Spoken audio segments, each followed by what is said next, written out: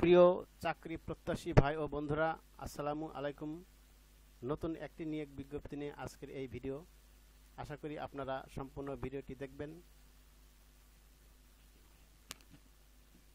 গণপ্রজাতন্ত্রী বাংলাদেশ সরকার, প্রাথমিক ও গণশিক্ষা মন্ত্রণালয়, বাংলাদেশ সচিবালয়, ঢাকা। নিয়োগ বিজ্ঞপ্তি। প্রাথমিক ও গণশিক্ষা মন্ত্রণালয়ের রাজস্ব খাতভুক্ত সরাসরি নিয়োগযোগ্য নিম্নোক্ত শূন্য পদে অস্থায়ী ভিত্তিতে জনবল নিয়োগের জন্য প্রকৃত বাংলাদেশী নাগরিকদের নিকট হতে অনলাইনে এই ওয়েবসাইটের মাধ্যমে দরখাস্ত আহ্বান করা যাচ্ছে। অনলাইন ব্যতীত কোনো আবেদন গ্রহণ করা হবে না। ক্রমিক নম্বর 1, পদের নাম কম্পিউটার অপারেটর। বেতন গ্রেড 13, বেতন স্কেল 11,000 থেকে 26,590। পদের সংখ্যা 1টি। শিক্ষাগত যোগ্যতা ও অভিজ্ঞতা। কোনো স্বীকৃত বিশ্ববিদ্যালয় হতে বিজ্ঞান বিভাগে সম্মান বা সমমানের ডিগ্রি এবং কম্পিউটার মুদ্রাক্ষরে সর্বনিম্ন গতি প্রতি মিনিটে বাংলা 25 শব্দ, ইংরেজি 30 শব্দের গতিসহ সংশ্লিষ্ট বিষয়ে স্ট্যান্ডার্ড অ্যাপটিটিউড টেস্টে উত্তীর্ণ হতে হবে। ক্রমিক নম্বর 2, পদের নাম 60 মুদ্রাক্ষরিক কাম কম্পিউটার অপারেটর। গ্রেড ও বেতন স্কেল। জাতীয় বেতন স্কেল 2015 অনুযায়ী গ্রেড 13, বেতন স্কেল 11,000 থেকে 26,590। পদের সংখ্যা 6টি। কোনো স্বীকৃত বিশ্ববিদ্যালয় হতে স্নাতক বা সমমানের ডিগ্রি, কম্পিউটার প্রশিক্ষণপ্রাপ্ত, 60 লিপিতে সর্বনিম্ন গতি প্রতি মিনিটে বাংলা 45 শব্দ, ইংরেজি 70 শব্দ থাকতে হবে। কম্পিউটার মুদ্রাক্ষরে সর্বনিম্ন গতি প্রতি মিনিটে বাংলা 25 শব্দ, ইংরেজি 30 শব্দ থাকতে হবে এবং কম্পিউটারে ওয়ার্ড প্রসেসিং সহ ইমেইল ও ফ্যাক্স চালানোর দক্ষতা ও অভিজ্ঞতা থাকতে হবে। ক্যাশিয়ার। গ্রেড 14, বেতন স্কেল 10,200 থেকে 24,680। পদের সংখ্যা 1টি। কোনো স্বীকৃত বিশ্ববিদ্যালয় হতে বাণিজ্য বিভাগে স্নাতক ডিগ্রি এবং কম্পিউটার ওয়ার্ড প্রসেসিং সহ কম্পিউটার চালনায় দক্ষতা ও অভিজ্ঞতা থাকতে হবে। অফিস সহকারী কাম কম্পিউটার মুদ্রাক্ষরিক। গ্রেড 16, বেতন স্কেল 9,300 থেকে 22,490 টাকা। পদের সংখ্যা 5টি। কোনো স্বীকৃত বোর্ড হইতে উচ্চ মাধ্যমিক সার্টিফিকেট বা সমমানের পরীক্ষায় উত্তীর্ণ, কম্পিউটার প্রশিক্ষণ প্রাপ্ত, কম্পিউটার মুদ্রাক্ষরে সর্বনিম্ন গতি প্রতি মিনিটে বাংলা 20 শব্দ, ইংরেজি 20 শব্দ থাকতে হবে এবং কম্পিউটার ওয়ার্ড প্রসেসিং সহ ইমেইল ও ফ্যাক্স পরিচালনায় দক্ষতা ও অভিজ্ঞতা থাকতে হবে। অফিস সহায়ক। গ্রেড 20, বেতন স্কেল 8,250 থেকে 20,010। পদ সংখ্যা 20টি। কোনো স্বীকৃত বোর্ড হতে মাধ্যমিক স্কুল সার্টিফিকেট বা সমমানের পরীক্ষায় উত্তীর্ণ। আবেদন ফর্ম পূরণ এবং পরীক্ষায় অংশগ্রহণের ক্ষেত্রে নিম্ন বর্ণিত শর্তাবলী অবশ্যই অনুসরণ করতে হবে। সকল পদের প্রার্থীর ক্ষেত্রেই 1/9/2025 তারিখে 18 থেকে 32 বছরের মধ্যে হতে হবে। বয়স প্রমাণের ক্ষেত্রে এফিডেভিট গ্রহণযোগ্য নয়। বর্ণিত ছকের 2 ও 4 নম্বর ক্রমিকে উল্লেখিত পদের বিভাগীয় প্রার্থীর ক্ষেত্রে বয়সসীমা 40 বছর পর্যন্ত শিথিলযোগ্য।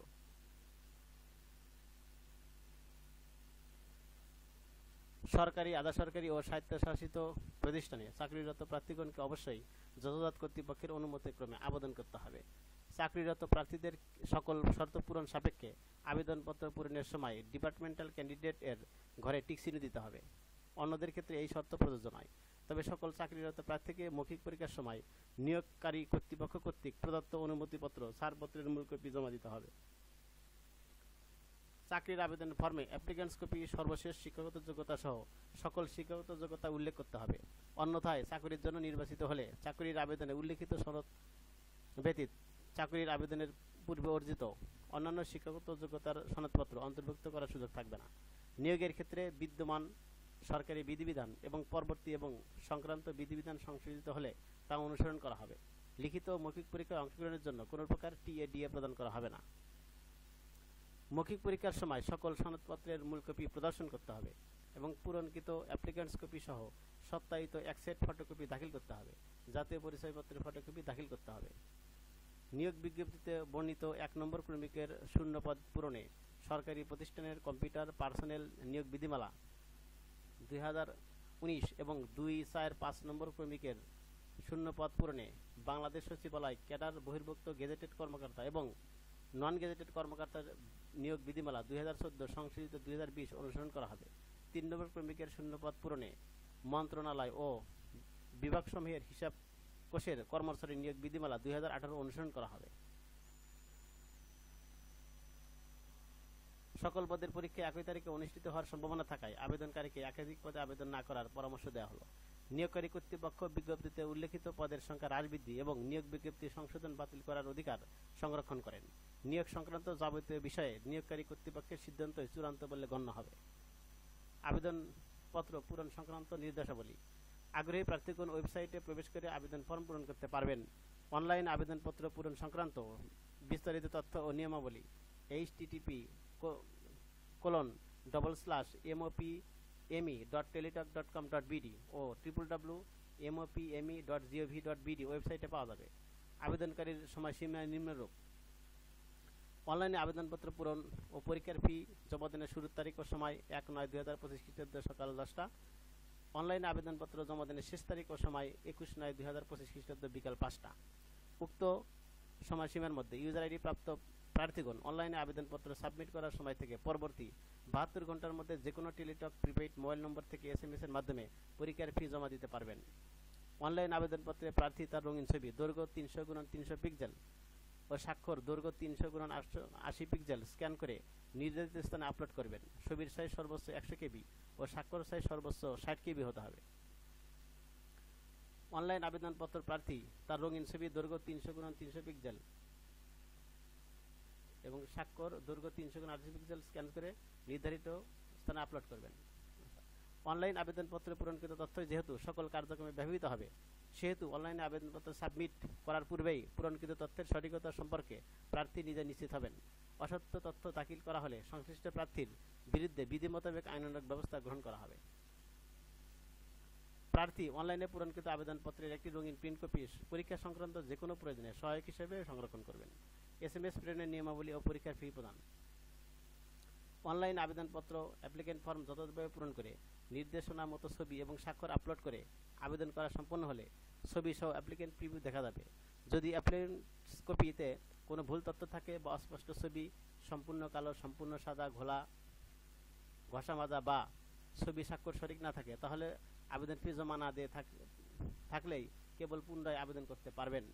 উল্লেখ্য যে আবেদন ফি জমা দানের পরে আর কোনো পরিবর্ধন গ্রহণযোগ্য নয় বিধায় আবেদন ফি জমা দানের পূর্বে প্রার্থী অবশ্যই উক্ত অ্যাপ্লিকেন্টস কপিতে তার সাম্প্রতিক তোলা রঙিন ছবি, নির্ভুল তথ্য ও স্বাক্ষর সংযুক্ত থাকা ও এর সঠিকতা বিষয়টি PDF কপি ডাউনলোড পূর্বক নিশ্চিত হয়ে প্রিন্ট করে সংরক্ষণ করবেন।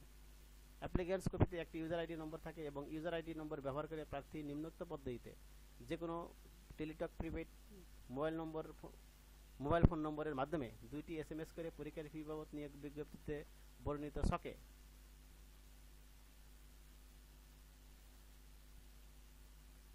1 থেকে 4 নম্বর ক্রমিক পদের জন্য পরীক্ষার ফি বাবদ 100 টাকা ও টেলিটক সার্ভিস চার্জ বাবদ ভ্যাট সহ অফেরতযোগ্য 12 টাকা সহ মোট 112 টাকা এবং 5 নম্বর ক্রমিকের জন্য পরীক্ষার ফি বাবদ 50 টাকা ও টেলিটক এর সার্ভিস চার্জ বাবদ ভ্যাট সহ অফেরতযোগ্য 6 টাকা সহ মোট 56 টাকা অনধিক 72 ঘন্টার মধ্যে জমা দিতে দেবেন। তবে সকল গ্রেডের অনগ্রসর ক্ষুদ্র নিগোষ্ঠী, শারীরিক প্রতিবন্ধী ও তৃতীয় লিঙ্গ প্রার্থীগণ পরীক্ষার ফি বাবদ 50 টাকা ও টেলিটকের সার্ভিস চার্জ বাবদ ভ্যাট সহ অফেরতযোগ্য 6 টাকা সহ মোট 56 টাকা অনধিক 72 ঘন্টার মধ্যে জমা দিবেন। এখানে বিশেষভাবে উল্লেখ্য, অনলাইনে আবেদনপত্রের সকল অংশ পূরণ করে সাবমিট করা হলেও পরীক্ষার ফি জমা না দেওয়া পর্যন্ত অনলাইন আবেদনপত্র কোনোভাবে গৃহীত হবে না। এখানে SMS প্রেরণের নিয়মাবলী দেখা আছে এবং বিভিন্ন নিয়ম দেওয়া আছে, আপনারা দেখে নেবেন।